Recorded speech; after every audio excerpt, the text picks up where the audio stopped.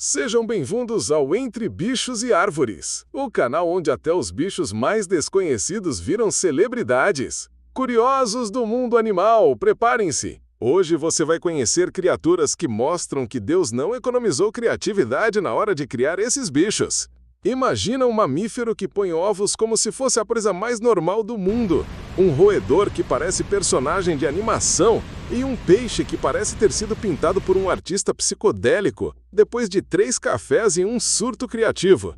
Hoje eu separei 11 animais fascinantes que quase ninguém conhece. Alguns vivem em lugares tão remotos que até o Google Maps desistiria de achar. Outros você vai jurar que foram criados no Photoshop. E não é clickbait. Tem bicho aqui que parece resultado de montagem de PowerPoint de biologia. Tem bicho que parece prêmio de consolação de um jogo de RPG.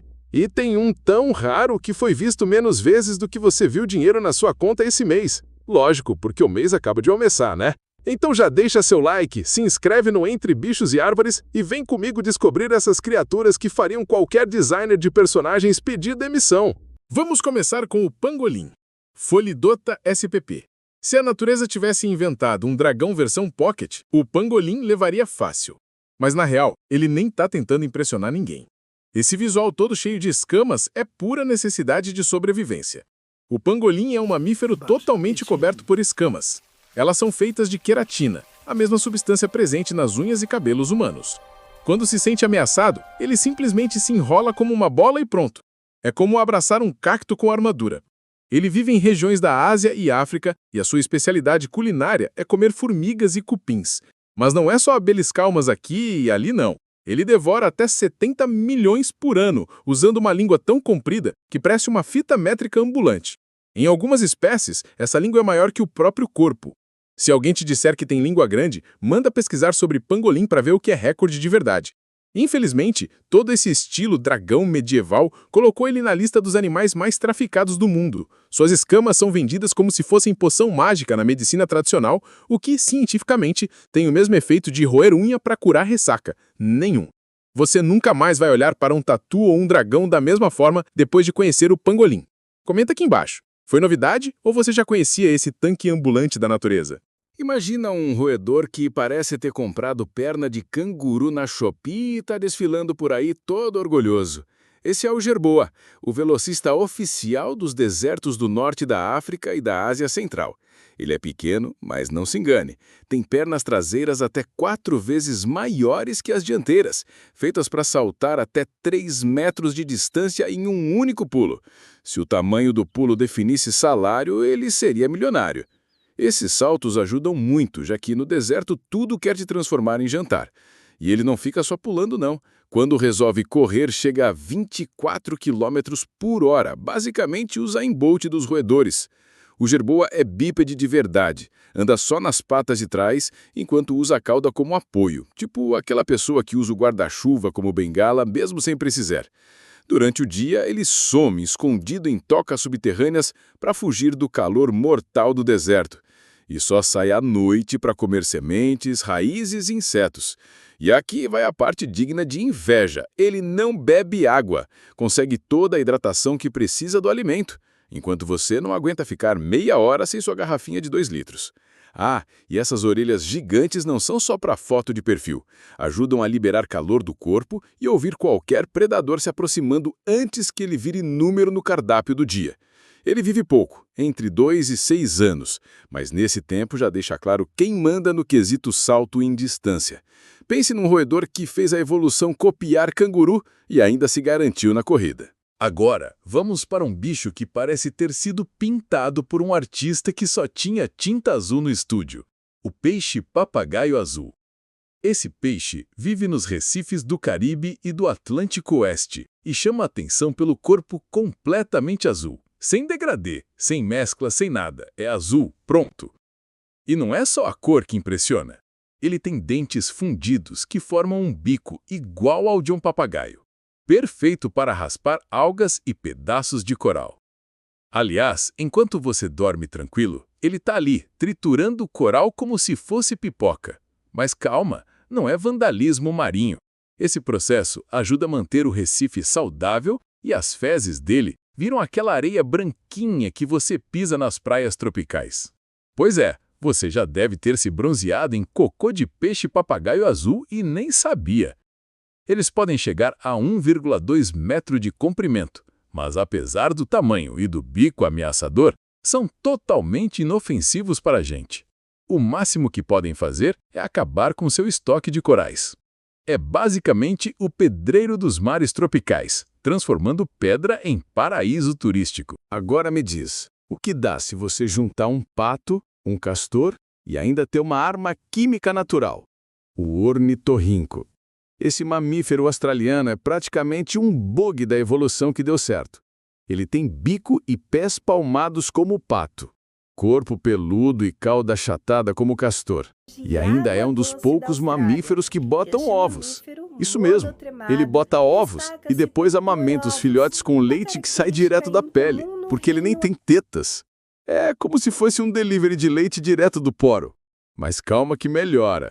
O macho tem um esporão venenoso na pata traseira, capaz de provocar uma dor tão forte que nem morfina resolve. Não mata um humano, mas você vai preferir ter sido atropelado por um canguru. Apesar de parecer que a natureza montou ele num momento de tédio extremo, o ornitorrinco é essencial para os ecossistemas australianos, controlando populações de insetos aquáticos e pequenos crustáceos. Prepare-se para conhecer um dos animais mais misteriosos e raros do mundo, o saola, também chamado de unicórnio asiático. Ele foi descoberto oficialmente só em 1992 no Vietnã e desde então virou lenda viva, porque quase ninguém consegue vê-lo na natureza. Ele vive nas florestas montanhosas do Vietnã e Laos, e estima-se que existam menos de 750 indivíduos atualmente. O saola parece uma mistura de antílope com um boi selvagem. Tem 2 chifres longos e paralelos que podem chegar a 50 centímetros, e marcas brancas no rosto que dão um ar de nobreza silenciosa. É herbívoro, come folhas, ervas e brotos, e é tão discreto que as câmeras de armadilha vibram de emoção quando registram um. Infelizmente, é considerado criticamente ameaçado de extinção, principalmente pela caça e destruição do habitat. Ver um saola na natureza, hoje, é mais difícil do que encontrar um Wi-Fi bom em rodoviária. Vaquita, Pocoena sinus. A vaquita é uma pequena baleia porquinha que vive só no Golfo da Califórnia, ou seja, é como se o mundo tivesse um clube exclusivo de um único membro. Medindo apenas 1,5 metros e com o rosto marcado por manchas escuras ao redor dos olhos e boca, ela parece estar usando maquiagem sofisticada em pleno mar. Infelizmente, esse cacique dos mares está à beira da extinção. Restam menos de 20 indivíduos. A principal ameaça? Redes de pesca ilegais destinadas a capturar camarões ou outros peixes. A vaquita acaba presa nelas sem querer e é quase impossível escapar. Isso é como um incêndio florestal recém-chegado num aperitivo que vai consumir tudo. Ela come pequenos peixes e lulas, mas não consegue competir com as redes. Pesquisadores instalaram drones e câmeras subaquáticas para a monitorar, mas a recuperação da espécie teve poucos resultados até agora. A vaquita é a pessoa mais sozinha do planeta e sem sala para conversar. Chegou a hora de um bicho que parece estar num misto de ouriço, musaranho e metralhadora de espinhos. O tenrec é uma criatura endêmica de Madagascar, ou seja, você só encontra ele lá, como se fosse uma atração turística única. Tem vários tipos, mas os mais conhecidos são os espinhudos, que têm espinhos que se erguem quando estão assustados, e os de rabo comprido, que lembram mais um rato cabeludo. Alguns até emitem sons estranhos, rangidos e rosnados, para assustar predadores. Eles se alimentam de insetos, vermes e larvas, usando um focinho fino para farejar as presas escondidas dentro da casca de árvore e na folhagem. E sim, são capazes de hibernar, algo raro para mamíferos de clima tropical, tão raros quanto encontrar moeda no fundo da bolsa hoje em dia. O tenrec é como o nosso guardião espinhudo e sonoro da floresta de Madagascar. Diretamente das montanhas do Paquistão e Afeganistão, o markhor é o rei das cabras. E não é exagero falar que ele nasceu com chifres dignos de tapete vermelho, longos, espiralados e majestosos, chegando a 2 metros no macho adulto. Esse animal vive em penhascos íngremes, onde a maior parte das cabras, com medo de altura, nem pensaria em escalar. Vulneráveis a predadores, os markers se escondem nesses lugares inacessíveis, mas convivem com caçadores locais há séculos. A boa notícia é que, graças a programas de conservação comunitária, a população está aumentando e deixando o título de quase extinto para trás. É herbívoro, vive em grupos sociais pequenos e tem hábitos sazonais, migrando para áreas mais baixas no inverno e volta às alturas quando o calor chega. Esse cara é a Mulher Maravilha das cabras. Força, estilo e altivez em cada passo. Se existe um peixe que veio com um upgrade de fábrica, é o olho de sapo, ou Anableps. Ele vive em manguezais e estuários do norte da América do Sul, inclusive no Brasil. O mais curioso, seus olhos são divididos horizontalmente em 2 partes. A metade de cima fica olhando o mundo fora d'água, enquanto a metade de baixo observa o que rola dentro dela. É como se ele tivesse sempre com um olho no peixe e outro no gato, literalmente. Essa visão dividida permite que ele fique na superfície caçando insetos, ao mesmo tempo em que vigia predadores submarinos. Pensa num sistema de segurança 24 horas embutido no próprio corpo. Além disso, ele é um peixe vivíparo, ou seja, os filhotes se desenvolvem dentro da mãe, algo raro entre peixes. E ainda tem dimorfismo sexual. Machos e fêmeas possuem genitálias direcionadas para lados opostos, o que significa que um macho canhoto só cruza com uma fêmea canhota e vice-versa. A natureza inventou até padrão de acasalamento invertido para esse peixe. O olho de sapo é praticamente o peixe stalker, sempre te observando de cima e de baixo ao mesmo tempo. Se fosse para eleger o peixe mais estiloso do fundo do mar, o peixe psicodélico ganharia fácil. Descoberto em 2008 na Indonésia, ele é parente do peixe-sapo e vive em recifes de corais. Seu corpo tem listras laranja, brancas e rosas, que parecem pintadas à mão por um artista que exagerou na cafeína. Ele não nada como outros peixes. Anda pelo fundo do mar usando as nadadeiras como pernas, dando passos desajeitados que parecem alguém tropeçando no escuro de madrugada. Além disso, ele tem a pele coberta por uma substância pegajosa que protege seus padrões de cores vibrantes e ajuda na camuflagem.